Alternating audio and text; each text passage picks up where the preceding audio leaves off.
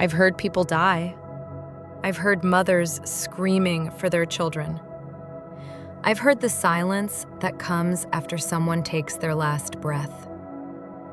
8 years as a 911 dispatcher.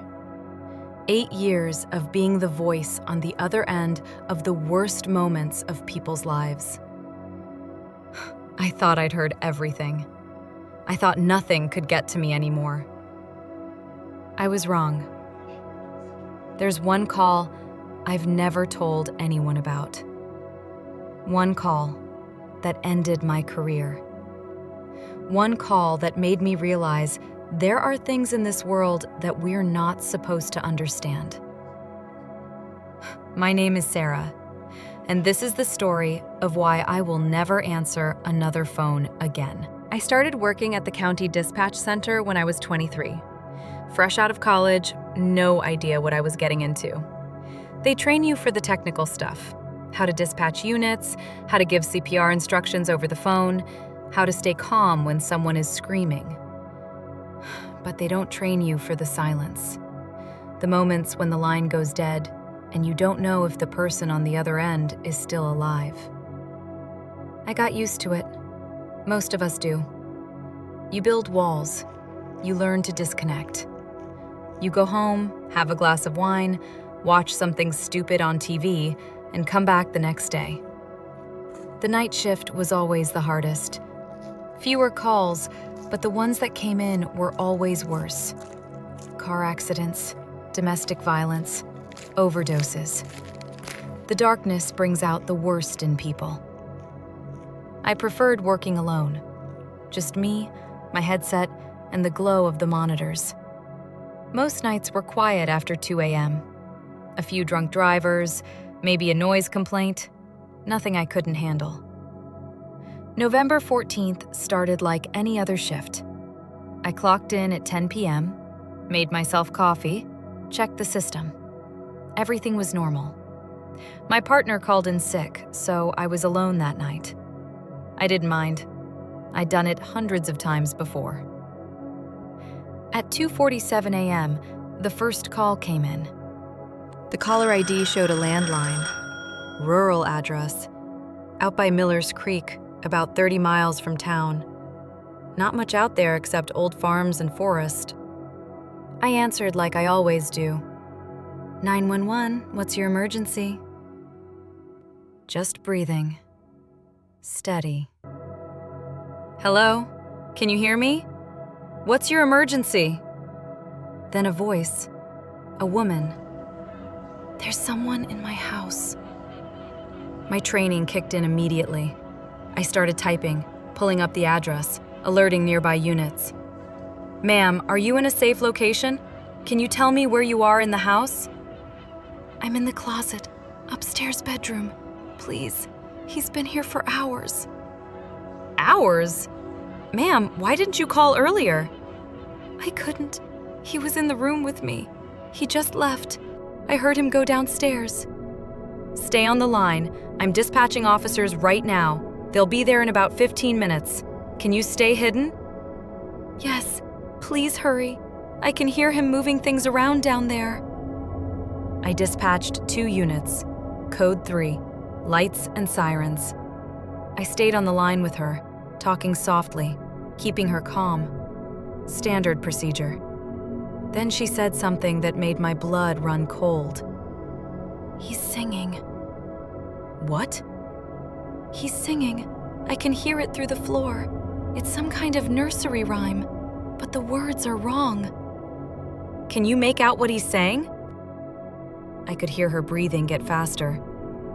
Sarah is sleeping. Sarah is still. Sarah won't wake up, and she never will. I froze. My name. He was singing my name. Ma'am, did you just say Sarah? Yes, that's what he's singing, over and over. Who's Sarah? I didn't answer. I couldn't. My hands were shaking. I told myself it was a coincidence. Sarah is a common name. It didn't mean anything. Ma'am, the officers are 12 minutes away. Stay where you are. He stopped singing. I think he's coming back upstairs. I heard footsteps through the phone. Coming upstairs. Oh God. Oh God. He's in the hallway. Stay quiet. Don't make a sound. Help is coming. Then the footsteps stopped, right outside the closet door. I could hear her trying not to breathe. Then a voice, male, almost, "Sarah, I know you're listening." The line went dead. I tried calling back. Nothing. The number just rang and rang. I radioed the officers, told them to hurry, told them the caller was in immediate danger. Then I sat there, staring at my screen, trying to make sense of what I'd just heard. He said my name. Not the woman's name. My name. He was talking to me. 12 minutes later, the officers arrived at the address. I listened to their radio chatter, my heart pounding. "Dispatch, we're on scene. House is dark. No vehicles in the driveway." "Copy. Caller reported intruder inside. Last contact was upstairs bedroom closet. Entering now. Front door is unlocked." I waited. Every second felt like an hour. "Dispatch, the house is empty." Empty? What about the caller? "There's no one here. No signs of forced entry. No signs of struggle. But what? There's something written on the wall. In the bedroom. Looks like it was written in marker." "What does it say?" I could hear the officer breathing. "It says, 'Tell Sarah I'll call again.'" I don't remember much after that. My supervisor found me in the bathroom 20 minutes later, shaking, crying. I couldn't explain it. How could I explain it? They pulled the recording of the call. They listened to it 3 times, and every time they heard the same thing I heard. Except for one detail. The woman's voice. The scared woman hiding in the closet. It was my voice. Not similar, not close, identical. My voice, calling myself, begging for help. I listened to it. I heard myself describing the intruder. I heard myself whispering in terror. But I was sitting at my desk the entire time. The phone company traced the call. The number was real. The landline was active.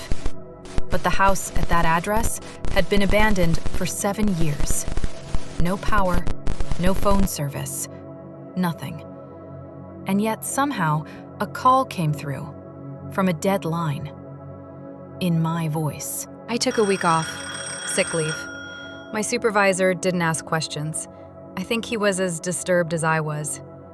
I tried to forget about it. Told myself it was some kind of prank, a hacker, a glitch in the system, anything that made sense.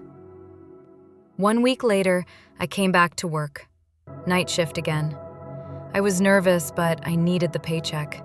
I told myself it was a one-time thing. It wouldn't happen again. November 21st, 2:47 a.m.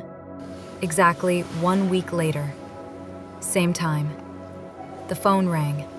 Same number, same rural address. I stared at the screen. My hand hovered over the button. I didn't want to answer. Every part of me was screaming not to answer. But I'm a dispatcher. It's my job. I answered. 911, what's your emergency? My own voice came through the headset. He found me. Sarah, he found me. Who found you? Where are you? You know where I am. You've always known. He's been watching you every night. He stands outside your window. You just don't see him. I felt ice in my veins. I looked at the window, my window, at the dispatch center. It was dark outside, just my reflection staring back at me. But for a split second, I thought I saw something else. A shape, standing in the parking lot, watching. He wants you to know something, Sarah. What? What does he want me to know? He says, "Thank you for answering. Every time you answer, he gets a little closer." The line went dead. I quit the next morning, walked into my supervisor's office and handed in my badge. He tried to talk me out of it, asked me what happened. I couldn't tell him. I couldn't tell anyone. That was 3 years ago. I don't answer phone calls anymore. Any calls. I let everything go to voicemail. My friends think I'm paranoid. My family thinks I need therapy. Maybe I do. But every November 14th, at exactly 2:47 a.m., my phone rings. Unknown number. I never answer. Last year, I made the mistake of checking my voicemail the next morning, just to see. The message was 30 seconds of silence, then breathing, then a voice I recognized. My voice. "He's getting closer, Sarah.